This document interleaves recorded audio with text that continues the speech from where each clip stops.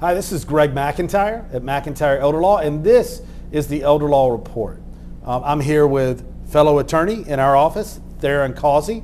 And Therron, today's topic is guardianships. We're going to talk guardianships, why you might need a guardianship for a loved one, how to avoid a guardianship for yourself, and kind of the ins and outs of guardianships, pitfalls, things of that nature. So without further ado, Therron, you handle lots of guardianships in our office. I do. And you become kind of our resident, very knowledgeable attorney about guardianships, right?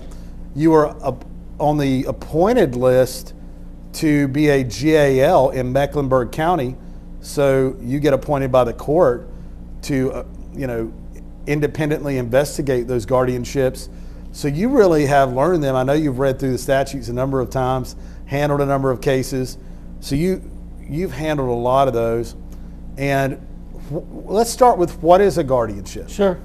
Great question. I think, a basic understanding of what a guardianship is important. A guardianship is a legal structure, right? That's where it's needed.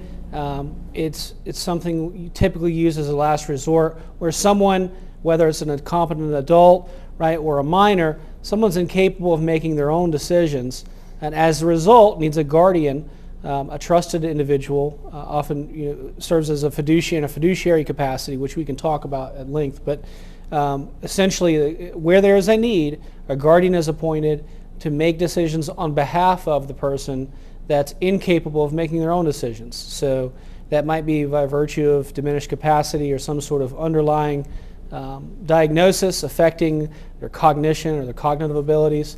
It may be solely physical, in that they're incapacitated and they're unable to physically manage their own affairs, whether it be related to their health care or the management of their finances. Sure. So the court will typically, what happens is somebody will file a petition seeking guardianship over an individual as a result of their inability, that individual's inability to manage their own affairs. And the court will hold a hearing, and we will have a time to present evidence as to whether there is in fact a need for a guardian, right? Whether the evidentiary burden is satisfied, and beyond that, who the guardian will ultimately be. And that can be broken down into specific roles as well. Okay. So if I have an accident, or I start slipping into senility, Alzheimer's, dementia, then I might be unable to handle my own financial affairs or make healthcare decisions for myself. Sure. That's a situation where a family member, for example, would have to go to the courts, or through an attorney like yourself, to go to the courts to petition to be my guardian. It could be. And we take those, there's certainly not a one-size-fits-all when it comes to whether there's an express need for a guardianship. That's very much so a case-by-case basis type of thing. Simply having some sort of Alzheimer's or dementia or something like that is not dispositive of the issue, right? It could be the extent by which that individual is affected or afflicted by that illness or that disease. So having it isn't necessarily the end of the story, right? It could be just the beginning. It might not be escalated to the point where a guardianship would be necessary. But the guardianship is the legal remedy where there's not already a plan put in place, which I think you kind of touched on earlier, which is, what can we do if somebody comes to me with questions about guardianship? That's often because there's not any sort of pre-planning legal documents that have already been put in place. They haven't engaged in estate planning. That's right. They hadn't put their foundational work, as I like to refer to it. They haven't been proactive. That's right. They can pick who they want to handle their finances, who they want to handle their health care. And what if they come see us and engage in estate planning ahead of time? Sure. That's exactly right. Yeah. They can take the time. I mean, anyone can take the time to make those decisions and put those in place.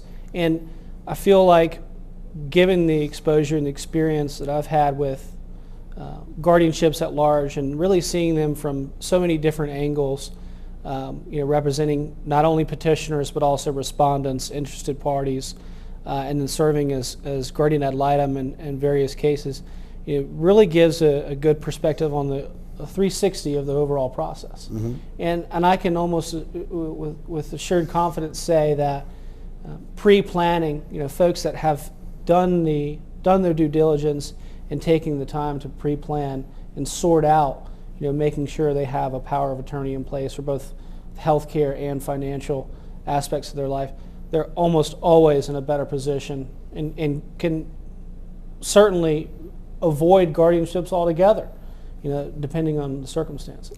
Let's talk about why they might be in a better position. Sure.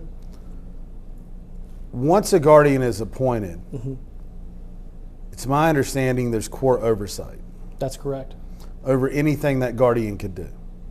Most every major decision that arises under the context of the guardianship must be moved through the court or authorized by the court, whether that be through some sort of pre-planned budget for the expenses over a year, whether that's the sale of personal property, real property, the list goes on. The guardianship statutes, while specific in some areas, are rather vague in others. And so what really has to, the general rule is that when in doubt, ask the court. And so what that means is you've got more involvement over time with the court system. You've got the scrutiny of the court over time. And ultimately, they're the ones making those decisions, Mm-hmm. And playing sort of the gatekeeper, if you will, with regard to the management of the estate. And if you think about that from a personal autonomy type standpoint, I personally, I think most others would agree, that maintaining autonomy is the utmost importance. Right? Agreed.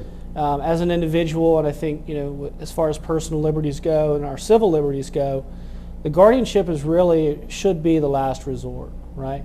We want to preserve those liberties not only for ourselves but for our loved ones, and putting in place those fundamental estate planning documents can do that. They can be a part of the recipe that ensures that your rights, that your liberties will persist through time. Sure.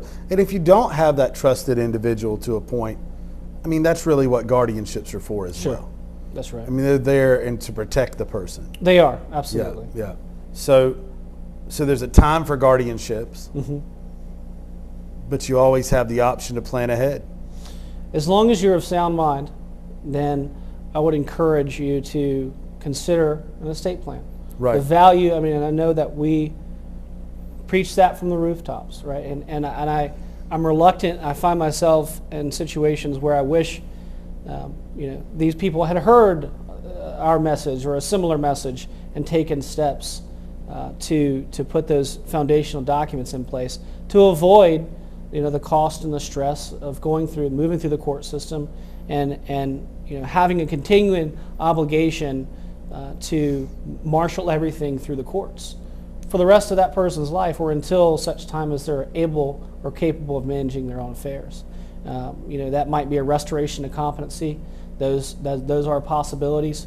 But generally speaking, when you're dealing with an incompetent adult or alleged incompetent adult, it's oftentimes the result of some sort of progressive disease that's not necessarily going to get better with time. Gotcha. Well, thank you very much for coming on the Elder Law Report today and talking about guardianships. Of course. If you need help with planning ahead, estate planning, or your family is in a situation where you have to pursue guardianship over a loved one, we can help. You can, we would offer a free consult to sit down, discuss an estate plan or a guardianship situation, and you can take advantage of that simply by going to our website, mcelderlaw.com. That's mcelderlaw.com, and clicking the schedule a free consult button. Huge button right on the screen there. And you can also call us. We have plenty of operators standing by. We have great people. Call 1-888-999-6600 to schedule your free consult today. Please don't wait till it's too late. Call McIntyre Elder Law.